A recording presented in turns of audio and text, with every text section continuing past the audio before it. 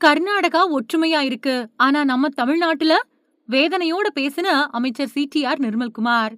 கர்நாடகாவில் இருக்கக்கூடிய அனைத்து அரசியல் கட்சிகளும் தமிழ்நாட்டிற்கு தண்ணீர் தரக்கூடாது அப்படிங்கிற ஒரே நிலைப்பாட்டுல இருக்காங்க. ஆனா தமிழ்நாட்டுல சில அரசியல் கட்சிகள் கர்நாடகாவோட நிலைப்பாட்டுக்கு ஆதரவாகவும் தமிழக அரசோட முயற்சிகளுக்கு எதிராகவும் செயல்படுறாங்க அப்படின்னும், கர்நாடகாவில தண்ணீர் திறந்து விடக்கூடாது அப்படின்னு அங்க இருக்கக்கூடிய அரசியல் கட்சிகள் அரசியல் பண்ணிட்டு வராங்க. அதை தாண்டி நம்ம கூட இருக்க வேண்டிய சில அரசியல் கட்சிகளும் அவங்களுக்கு ஆதரவா இங்க செயல்படுறது ரொம்பவே வருத்தமான செயல் அப்படின்னு தமிழக மின்சாரத்துறை அமைச்சர் சிடிஆர் நிர்மல்குமார் சொல்லியிருக்காரு. காவிரி விவகாரத்துல தமிழகத்தோட உரிமையை நிலைநாட்ட உச்சநீதிமன்றத்துல வழக்கு தொடரப்படும். இந்த நிலுவையில் இருக்கக்கூடிய 17 டிஎம்சி தண்ணீரையும் பெற்றுத்தர நடவடிக்கை எடுக்கப்படும் அப்படின்னும் அமைச்சர் தெரிவிச்சிருக்காரு. மதுரையில செய்தியாளர்களை சந்திச்ச மின்சாரம், மதுவிலக்கு மற்றும் ஆயத்தீர்வைத்துறை அமைச்சர் நிர்மல்குமார் காவிரி நீர் பிரச்சனை, மேகதாது அணை, அனைத்து கட்சி கூட்டம், மின் கட்டணம், வேளாண் மின் இணைப்புகள் உள்ளிட்ட பல்வேறு கேள்விகளுக்கு பதில் கொடுத்தாரு. அப்ப பேசின அவரு, இப்போ கர்நாடகா தமிழகத்துக்கு திறந்து விட்டிருக்கக்கூடிய நீர் சுமார் 4.5 டிஎம்சி மட்டும்தான் அப்படின்னும், கடந்த 3 மாசத்துல தமிழகத்துக்கு வர வேண்டிய 17 டிஎம்சி தண்ணீர் இன்னும் நிலுவையில இருக்குது. காவிரி ஒழுங்காற்று குழு பரிந்துரைச்சதன்படி தமிழகத்துக்கு வழங்க வேண்டிய நீரை முழுமையா பெற்றுத்தரவும், தமிழகத்தோட நீர் உரிமையை நிலைநாட்டவும் உச்சநீதிமன்றத்துல வழக்கு தொடர அரசு முடிவு பண்ணியிருக்கு. மேகதாது அணை, காவிரி மேலாண்மை வாரியம், நிலுவை நீர் திறப்பு உள்ளிட்ட ஒவ்வொரு விவகாரத்துக்கும் தனித்தனியா சட்ட நடவடிக்கைகள் மேற்கொள்ளப்படும் அப்படின்னும், தமிழகத்திற்கு உரிய நீர் கிடைக்கும் வரைக்கும் சட்ட போராட்டம் தொடரும்.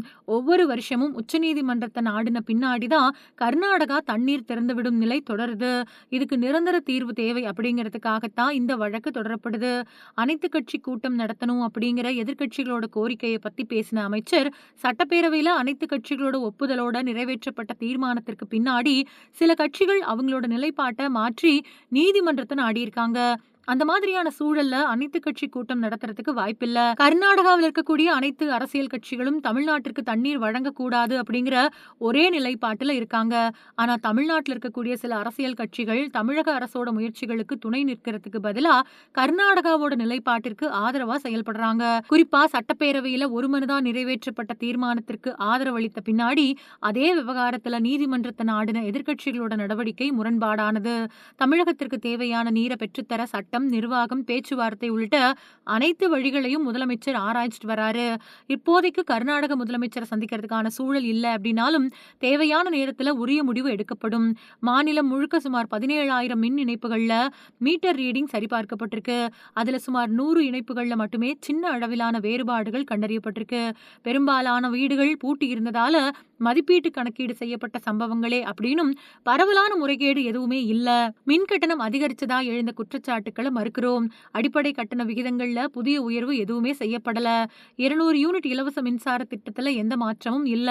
பயன்பாட்டு அளவுக்கு ஏற்ப ஸ்லாப் அடிப்படையில கட்டண வித்தியாசம் ஏற்படுறத தவறா புரிஞ்சுக்க வேண்டாம். இதுவரைக்கும் சுமார் 73,000 இலவச வேளாண் மின் இணைப்புகள் வழங்கப்பட்டிருக்கு அப்படின்னு தெரிவிச்சிருக்காரு.